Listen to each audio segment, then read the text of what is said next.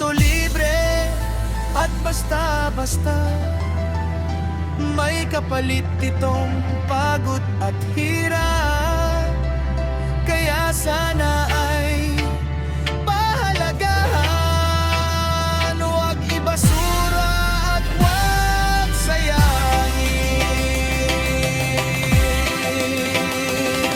Yung tulong na tinatanggap nyo bawat buwan, inyong inaabot.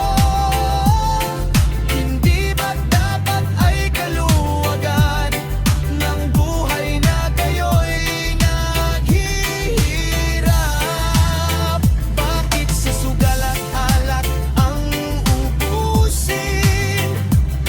Sa laro at inuman itatapon. Hindi galing lang sa gobyerno yan, kundi sa pawis at buwis ng mamamayan. Sana'y magbago at matauhan. Ang tulong ay gamitin sa tamang paraan, dahil ito'y galing sa ating kapwa, para sa tulungan at pag-asang tunay. Sana'y gamitin ninyo sa tamaang ayuda.